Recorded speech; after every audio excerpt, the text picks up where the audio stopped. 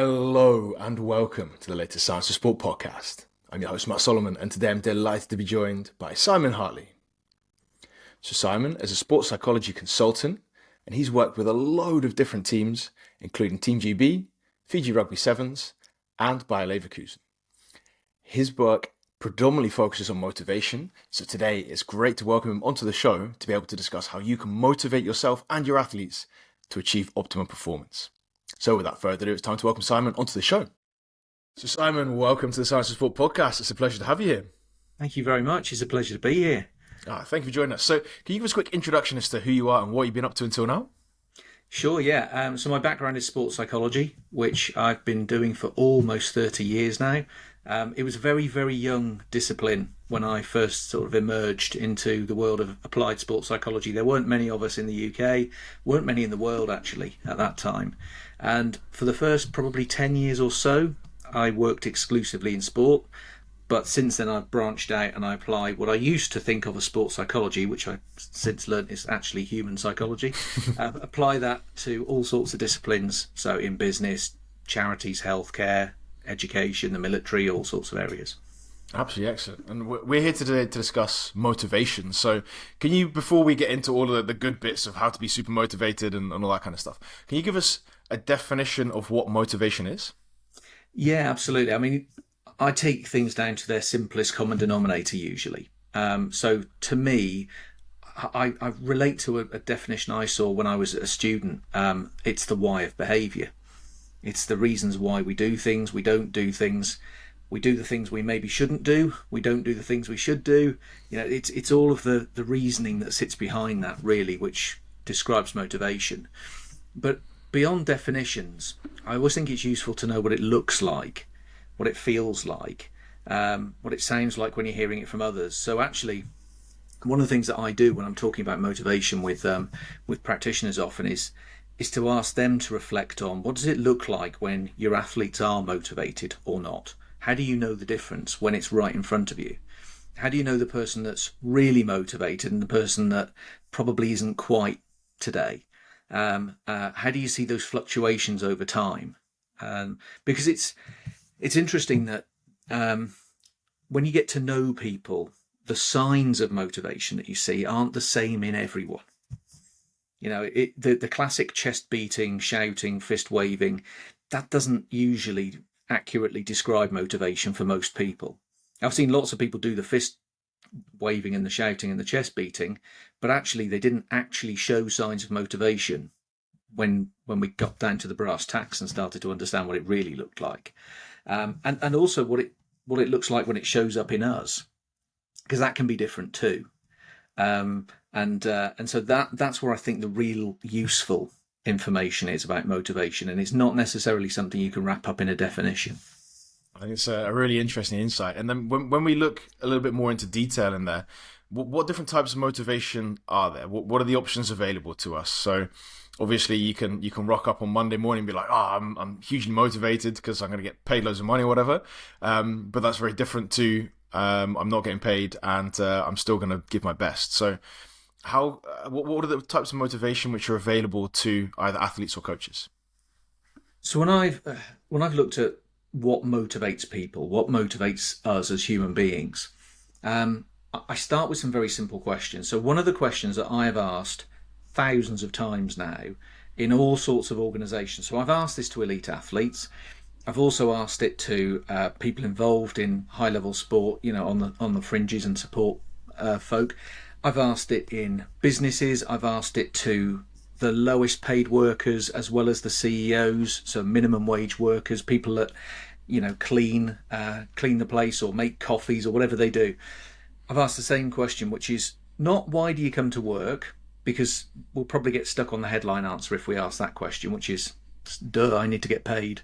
But why do you come here and do this stuff with us? Why do you do this job here? And when I ask that question, there are a myriad of answers that come out. So if you think around some answers, I'm going to throw this one back to you now. Think around some of the answers that you would get. What do you think typically? Things like if I'm an S&C coach, I'm a masochist. No, I think if I look at some realistic answers, I think things like helping people, um, donating time and effort to your community, or getting a sense of satisfaction out of your job, or things around helping other people and making them feel good. Yeah, absolutely. And so there are lots of answers that, and it in some areas of life you hear these sort of more often. So I want to make a difference. I know that what I do can really impact people's lives. In some cases, what I do might save lives. I did some work a while ago with the RNLI in the UK, the Royal National Lifeboat Institute, and they understand that there's a real purpose to what they do, an important purpose to what they do. So some of the answers that you will hear revolve around the difference that we make, the impact that we have, and the fact that what we do could have a positive impact either on people's lives, on society, on the planet, whatever it is. And so for some people, purpose is an absolute driver. But that's not the only driver. And yeah, I don't know, have you come across Simon Sinek's book, Start With Why? Have you? I haven't read it or listened to it, but I do know that it exists, and I think I've seen one or two of his other ones as well, but not personally read that one. And it's sort of based around the premise that if we want to motivate people, there has to be a powerful reason, a powerful purpose behind it, and probably quite a grand purpose, if you know what I mean, beyond us. And that's absolutely fine. I'm not disagreeing with that, but if we see it like that, I think that's kind of one-dimensional. I have met lots of people, and I've spoken to business leaders who have got factories that make widgets, just, stuff. I spoke to a guy once that their factory made little washers that go in plumbing. And he said, I've got a lot of people here who don't give a stuff about the grand purpose. We could come up with some wonderful statement about why we make washers and the difference it makes to the planet and whatever. They still wouldn't give a stuff. They're here to get fed, pick up a wage, go home. That's it really. And so that understanding tells us there has to be more to it than purpose. Some people will absolutely relate to purpose, but some people won't. So then when we start asking people, why do you come here and do this stuff with us? A lot of people will talk about enjoyment. Sometimes it's they enjoy what they do. They might enjoy the task, but sometimes not, because the task might not be that much fun. I mean, people that clean the sewers probably wouldn't say that their task was fun, particularly. But there might be elements of enjoyment somewhere. A lot of people will say, this is a great team. I love the people here. I love working as part of this team. The culture's brilliant. The environment's great. All of that sort of stuff. Sometimes I like the people that we work with. I like the fact that, if I'm a sociable person, my work revolves around having conversations with people, all that sort of stuff. It could be that they like the creativity. It could be that they like the challenge within the job. And actually, if it was easy, it would be boring. I've met loads of engineers over the years who love the fact that their job is not easy, and that it's always kind of mentally stimulating and pushing them. So for a lot of people, that's part of their answer, that enjoyment is a really key factor. For others, it's around kind of ambition and achievement. It's around the fact that they can just hit and set goals, and they can get a real sense of satisfaction and achievement from what they do. Now, for athletes, I've met an awful lot of athletes that have maybe lost the love of what they do, but they haven't lost the love of winning or challenge or the sort of the goal, the prize at the end of it. Even to the extent that, when they're in the gym and you say, right, what's your PB? Let's go beat it. They just want to beat it just because it's there, Yeah, yeah, So some people are absolutely driven by that. They're driven by improvement and progress and that sense of satisfaction, achievement. It also links into when I've spoken to people about being part of an organization that's genuinely recognized as the best in the world, they get a real sense of buzz about being the best in the world, being part of that organization. Why do kids that grow up in New Zealand all want to play for the All Blacks? Well, they're the best, right? Why do soldiers in the British Army all want to be part of the Paras or the SAS? they're the best. And so that's also part of that motivation that in us that strives to be always achieving and driven by ambition. So that's another motivator. The other answer that I hear quite a lot is, well, reward, pay, money, euros, all of those sorts of things. And sometimes it's literally the fact that this job pays well, or this job pays better than any other job. Sometimes, though, there's a sense of reward with it. So it can be recognition as well. It could be awards. It can be all sorts of things that are wrapped up into that. It doesn't have to literally be, this is the best paid job on the planet. So when I step back and look at all of the answers that I've ever heard, all of them fall into these 4 categories: purpose, enjoyment, ambition and achievement, recognition and reward. And that's why I often describe that, to me, motivation is pear-shaped. And that these are the 4 drivers, really. I haven't heard any answer that doesn't fit into that, apart from sadomasochism. I do it because it's painful and I just love pain. Well, that actually fits into enjoyment, if we think about it. Daft as it's named.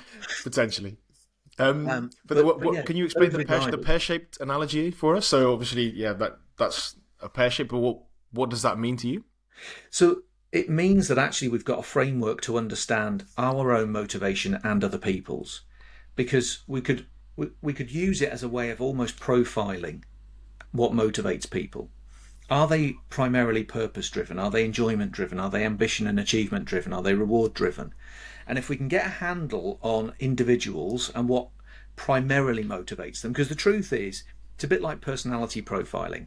We're all motivated by all of those, but to different extents.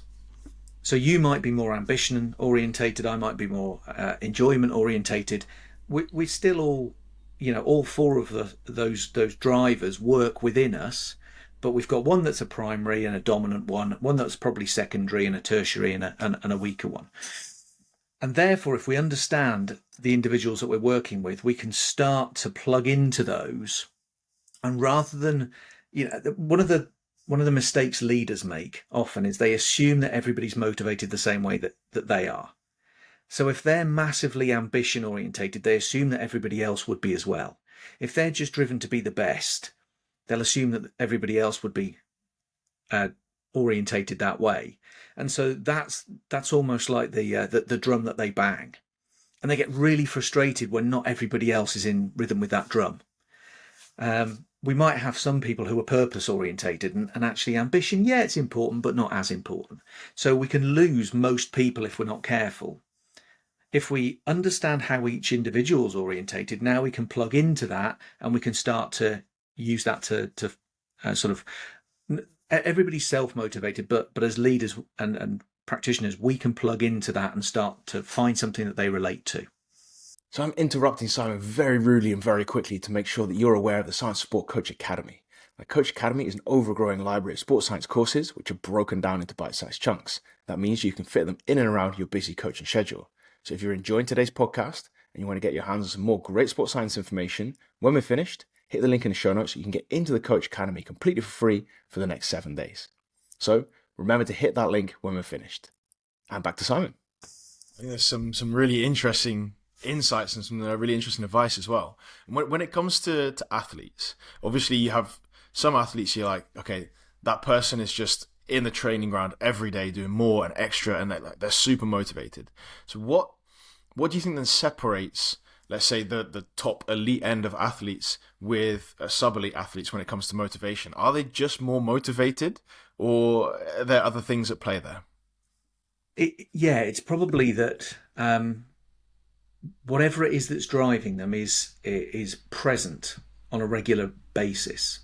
And it could be that person's out there and they're the first on poolside or first at the track or whatever, because they've got a real passion for what they do, or they really enjoy it. And actually when they go home, they sort of feel a little bit flat because training ground's the place to be.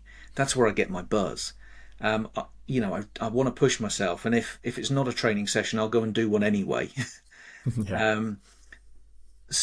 And again, if we dig under that might be because they they really enjoy it. It might be because that's their social life, that's their sense of belonging, that's their family, and they want to be around those people. So actually, they're up at the crack of dawn, they're having their breakfast, and they're already thinking about being in training and looking forward to it. For others, if you can kind of dig into what it is that gets them out of bed and brings them there, then you start to understand the real motivation behind it. And on a lot of occasions, we create an environment, and those for whom it suits are those that show up early, put the effort in, because we've created an environment that just matches them. And it's not necessarily that they are intrinsically more motivated. It's just that we've created the conditions that bring that out. And for others, we maybe haven't. Now, I look at schools. And so I've got 2 daughters, one of whom is very, very academic. She loves being in the classroom, laps everything up, and one who hates it with a passion and can't wait to finish school and get out of this waste of time environment. And I'm looking at the pair of them thinking, it's not that one of them is more motivated than the other. It's that school naturally kind of aligns with the motivation of my eldest daughter and absolutely is the polar opposite for the other one. So when we kind of look at that, we have an opportunity to create an environment that actually suits more people. And when I talk to organizations about understanding pear-shaped motivation, one element of that is to understand the individuals and start to sort of tap into their motivation more readily. The other one is to create an environment that actually suits everybody. And I describe it as we build 4 strong pillars of motivation. And so can you walk us through that?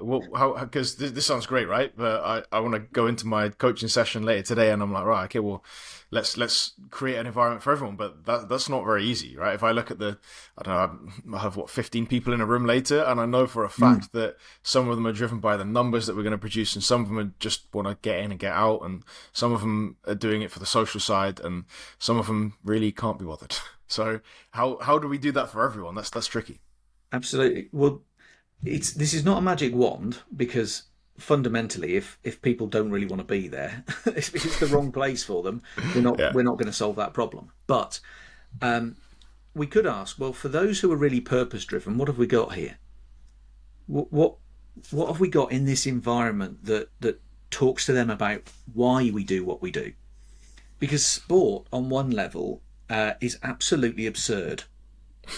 I've worked in cricket, football, rugby, and I've worked with cricketers and said, why on earth do you do this? I mean, you walk out into the middle there with a piece of wood and you hit a little round red thing, and you catch it and you throw it and you hit another round red thing. What? It's ridiculous.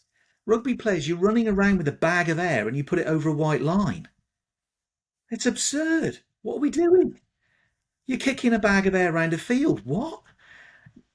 And even with swimmers, I said to a guy once, why do you get up at stupid o'clock in the morning every day, come to the pool, you charge up and down in the chlorinated water for 2 hours, then you go and lift some weights, and then you go to physio and you do some stretching, and you come back and see me, and you go back to the pool again in the afternoon and back in the chlorinated water. I said, your hair's a mess, you stink.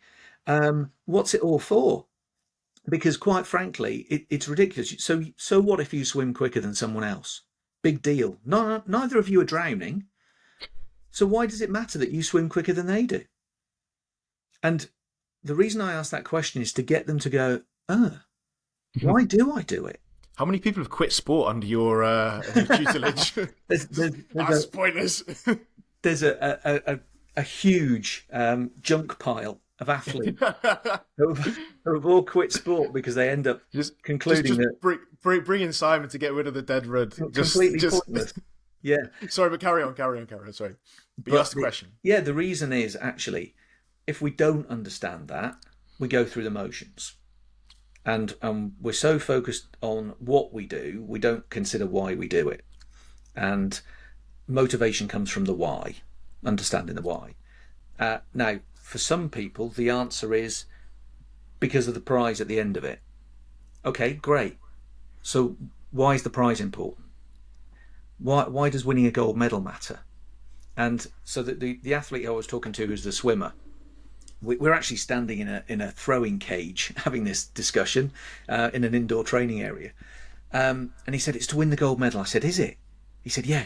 I said, brilliant. I'm going to nip down to the trophy shop and buy you a gold medal. There you go. All done. Finished. You can go home now. I can go home. He said, no, that's not it, is it? Then he said something that, and this is many, many years ago, almost 20 years ago, and I remember it because it was so profound. He said, the medal is just a metal disc on a ribbon. I said, that's exactly what it is. And so why does it make a difference if it's a gold colour, silver colour, or a bronze colour? Or maybe I could give you a green one or a blue one. You know, how would that be? And he said, the gold medal means I'm the best. No, actually, that's not important.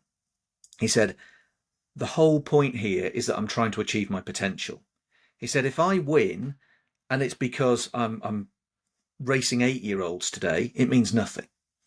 If I give it everything I've got and I get beaten by the world champion, I get beaten. And we came to the really simple understanding. Winning and losing isn't complicated. If you swim quicker than everyone else today, you'll win. If somebody else swims quicker, they're going to win. That's it. Your job isn't to beat them. Your job is to swim the fastest you can. And actually, the reason to swim the fastest you can is because you want to explore your potential. And whether somebody else swims quicker or not, it doesn't really affect whether you're exploring your potential. Actually, he said, what I want at the end of the career, yeah, I'd love some gold medals, but what I really want is to look back and say, no regrets. I gave that everything. And nowadays, his last Olympic race was the Beijing final in 2008. His last competitive race was the Beijing Olympic final. He's now got a career. He does some speaking, mentoring. He's got a swim school business. He's got all sorts of stuff. He's doing exactly the same now outside of the pool. He's still exploring his potential. All he's done is swapped one vehicle for another. He used to do it through sport. Now he does it through business. So now I understand what it's all about and why we're getting up at 5 o'clock in the morning and going to the pool and stinking of chlorine at the end of the day. Rather than just doing it because it's there, or because we've got used to it, or because we don't know anything else to do. Flip side of that coin, when I had a similar discussion with another athlete, also a swimmer, she said, swimming's all I know. I feel trapped here, is the truth. I can't quit, or I don't think I can quit, because my entire social circle is built around swimming. When I'm not at school or at college, I'm here. My weekends are dominated by this. The only goals I've ever had are around this. The only recognition I've ever had is around this. My whole identity is built around this. But I hate it. So I feel trapped. And the reason that I started that conversation with her, the symptom was, she never really gives her all. And the coach said, I'm sure she's got more to give, but we're only seeing 70-75%, and she won't give us the rest. And then actually when you dig into it and you start looking at why somebody would open up the throttle, why they would give it everything, actually she didn't have a good answer for that. Because fundamentally she didn't want to be there. So yeah. How do you then deal with that situation, right? So you've worked that out. Mm-hmm. You know that, the athlete knows that, the coach might not know that. How do you then go about dealing with that? Do you try and change it, or do you discuss it with the athlete, the coach? Do you say, how do we motivate you further then? Do you just need to go and do something outside of swimming, or do you need to do you need to stop entirely? How do you deal with that situation? Because that's tricky. Yeah, my one of the lessons that I've learned through life is that sometimes we forget that we have choice, but we always do have choice. So she'd forgotten that she had the choice to either really commit to it or leave. So she was stuck in the no man's land. So we had quite a few discussions about, so what do you want to do? Do you want to really commit to this, or do you want to leave and go and find something else to do? Because at the moment, the no man's land is not serving you or anyone else. Now, with athletes, my sort of go-to, because it's wrapped around confidentiality, is to ask them, do you want to chat to the coach about it? Do you think it would be helpful to chat to the coach about it? I'm not going to go and tell the coach. That would be breaking confidentiality. And quite frankly, that's not my job. That's your responsibility. So do you want to tell the coach? Do you want to talk to your parents? Do you want to, bring in anybody else? Do you want to have some time? Do you want to think about it? Do you want to chat to me again in a week's time or a couple of weeks once you've had a chance to think about it? Where do you want to go with this? Put the athlete back in control, because they probably haven't been holding on to the steering wheel, if you know what I mean. They haven't been taking control and giving it any direction. They've just been in the flow. It's been taking them rather than them deciding. Right. So to put them back in the driver's seat, put their hands back on the wheel and say, make some positive, active choices here, either to really commit or to say, this isn't for me anymore. And it's really interesting how you can then start to empower people to take control of their situation as opposed to allowing their situation to happen to them. When people are then, let's say motivation is low, right? So you've got someone in front of you who is like, yeah, I'm not really motivated to get the most out of my training today, or maybe in the acute phase of a few days a week. How do people then get out of that rut? So let's assume that you've got an athlete who's generally highly motivated, but today coming in, it's not happening. Like, how do you then get that person to really go to 100? So part of understanding our why is not just the big why, the global why, but also the why for this session. And again, one of the reasons I see lots of people, not just in sport, but in life in general, going through the motions is because it's just another session. It's just another day. I've got a things to do list and I just tick my way down the things to do list without realizing why each part of that is important. So a lot of my work when I'm working around motivation with people is to start focusing on why today's session really matters, and how today's session actually is a golden opportunity if we use it, and a massive missed opportunity if we don't. Because life in Olympic sport, and it's the same in professional sport to a certain extent, but depending on where you are in that 4-year cycle, the Olympics or whatever it is can look a long way away. And you can think, oh, how will today's session make any difference? The truth is that, and I'm sure you've seen this as well, the really great athletes aren't massively more talented often, but they will squeeze more out of every session than the guys around them. And of course, that adds up over time. It might be a tiny, tiny amount more that they get out of today's session than the guys next to them, but tomorrow they'll get a tiny amount more as well, and a tiny amount more the day after. And you may not see the difference over the course of a week or even a month, but 6 months, a year, now you start to see the gap open up. And the daft thing is, having worked in environments where we've got squads of swimmers or track and field athletes or whatever, all training together, that the guys who don't make it don't realise why. They're thinking, but I've done the same training. We both turned up at the gym at the same time, and we had the same training card, and we lifted the same weights, and then we went and ran around the same distance on the track and all the rest of it. They don't realise that the person who did make it was more focused, gave more, attended to the details every single session, and they've done that for years. That's why they're now point something of a second quicker. Yeah, and that's a small amount. Through the javelin 2 centimeters further. Yeah. I think it's really interesting to see how that kind of adds up over time. And when you do look at the longer picture, then obviously we just mentioned the acute stuff, but when you look at the longer term, how do you then ensure that motivation stays? Because that sounds great, right? Like rock up, you come in, you're going to give that 1% extra, but acutely you might be able to do that really easily, a week, 2 weeks, a month. But how do you do that for a 10-year period or an entire career? I think you've always got to tap back into it and focus on the step that you're on at the moment. So this is where some sports I think lend themselves to this more easily than others. So having worked in swimming for a lot of years, there are some simple things that we need to do, and if we're not careful, it just becomes kind of this boring mass. And swimmers will often talk about staring at the black line on the bottom of the pool endlessly for hours on end. But if we start to break it down, what are we working on right now? We need to sharpen your turns up. What particularly do we need to do to sharpen your turns up? I need to get the approach into the wall right.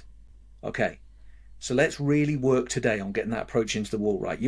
The fortunate thing about a pool is it's got two ends, and we're not swimming around in circles, so you're going to hit the wall quite a few times during this session. We've got a lot of opportunities to really work on that approach into the wall. So that's what we're working on today. Let's get that right. Let's start monitoring where we were, where we want to be. Are we getting quicker? Are we getting more consistent?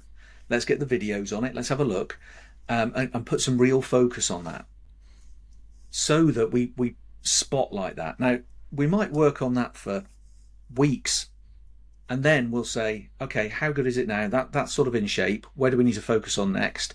My race pace, particularly my first length. I need to get the rhythm right. Okay, let's shine the torch back on that then. Let's have a look at it. Let's really work that.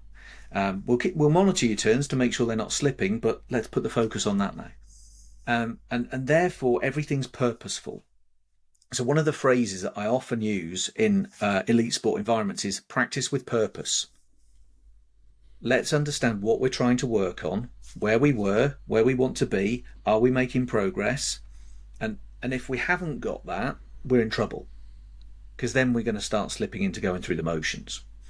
And for a lot of athletes, sometimes the stuff that looks obvious to them, looks obvious to us, we assume that they know it as well, and so we don't explain it.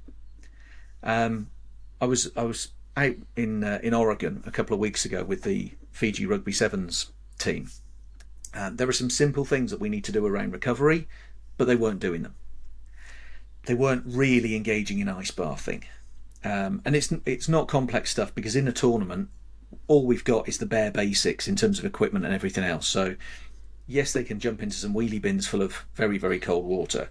We need to get the recovery strategies right, nutritionally, hydration, all of that sort of stuff. But they weren't really properly engaging in it. And we spent time deliberately not just explaining to them why, but showing them the difference between doing it properly and not. So here's what happens when we do it properly. Here's what happens if we don't. And they started to really understand it and feel it. So even though they hate jumping in an ice bath, I mean, Fijians tend to operate in 30-degree temperatures, and we're going to shove them in an ice bath, which is definitely not 30 degrees. So they absolutely hate it, but now they properly understand why it's important. Now they engage in doing it. So all we've done is we've drawn the dots or joined the dots between the what and the why. And there's a massive piece of practical advice as well. So it's easy to say, oh, do your, I don't know, fill in your wellness, fill in your session load. But if they don't actually understand why they do it and how that improves their performance, maybe that 1% every day for a 10-year career, then I can imagine from an athlete's perspective, at least, they're like, oh, can't be bothered. Or today it doesn't work. Yeah. When you, sorry, yeah, go. I was going to say many years ago, and the first time I really properly learnt this, and I'm sort of talking about the difference between knowing it theoretically and really genuinely doing it. I was working in professional football, and I'd had my first season in Premier League football, and I noticed that some of the time the lads were engaged, some of the time they weren't. When I was drinking a beer in the off season, sitting in the sun drinking my beer, I was reflecting on why did they engage some sessions and not others. And then it struck me that they understood why we were doing some sessions, and I'd assumed they'd understood all of them, but they probably hadn't. I understood it, so I thought it was obvious, but they probably didn't really understand it. So I committed at the start of the following season to what I call my magic 1 minute. My magic 1 minute was 1 minute, not just explaining what the session was, but why we were doing it. So the following year, it was actually with a different club.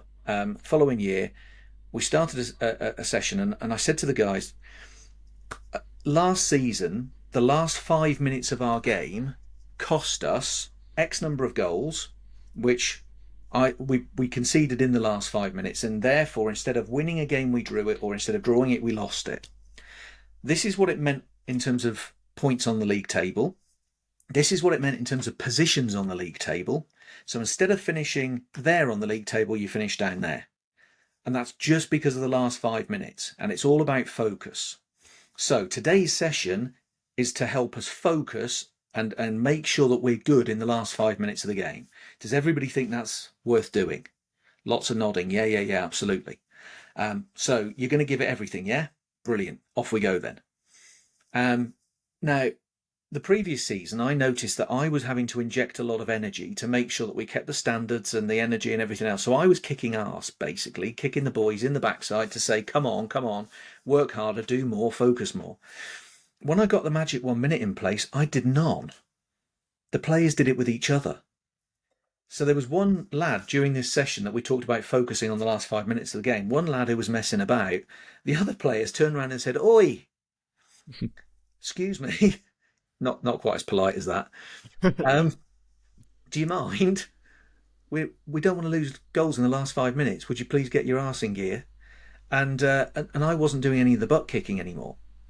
And so I committed at the start of every session, magic 1 minute. That's all I'm doing. Then we'll go and run the session. But they need to know why. And even if it is obvious, I'm going to say it anyway. Just in case there's somebody who's maybe not had their coffee this morning or whatever, and doesn't quite get it. I think that's some excellent advice.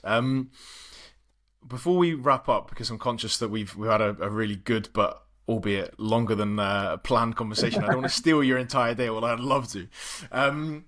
When you bring all of that together, right, you've got your 4 pillars. Can you give us some examples of how athletes can then tap into those 4 pillars to make sure they are motivated using each one of those?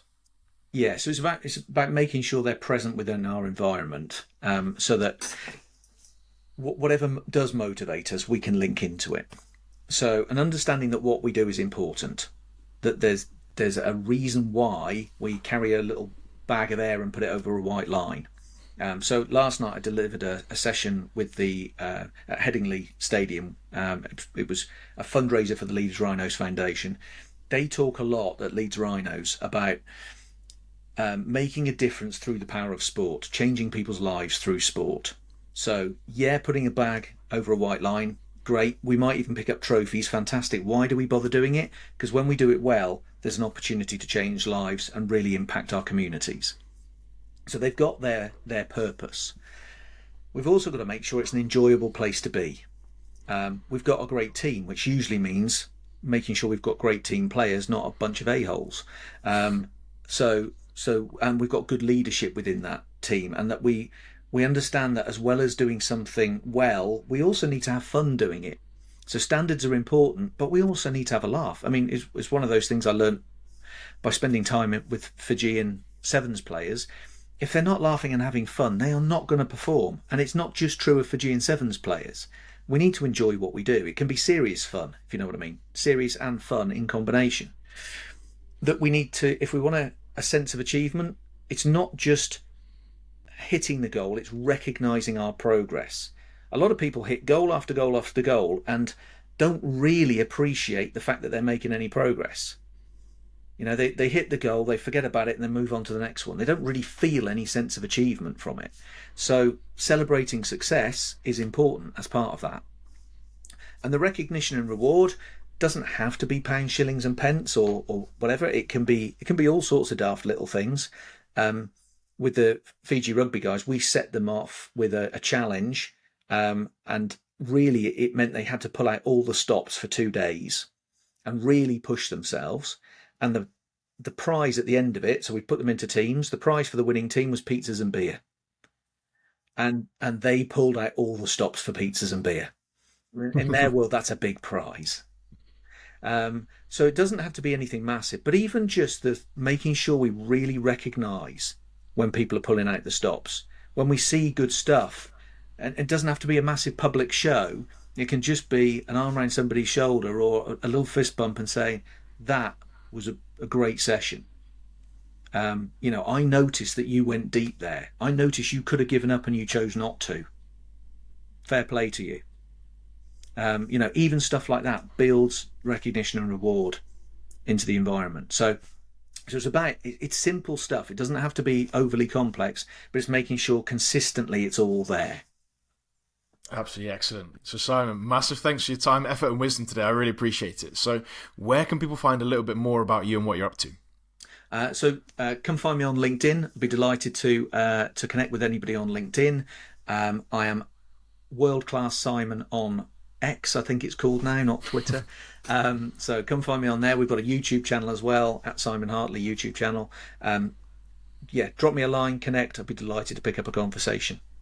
Fantastic. So massive thanks. It's been a pleasure, and I look forward to speaking again soon. Take care. Cheers, buddy. And that's it once again. A massive thanks to Simon for all of his hard work on today's podcast. I really appreciate it. I'm sure you do at home too. Before you leave, I want to point you in the direction of the Science of Sport Coach Academy. Now, the Coach Academy is an overgrowing library of sports science courses which are broken down into bite-sized chunks. So that means you can fit it in and around your busy coaching schedule.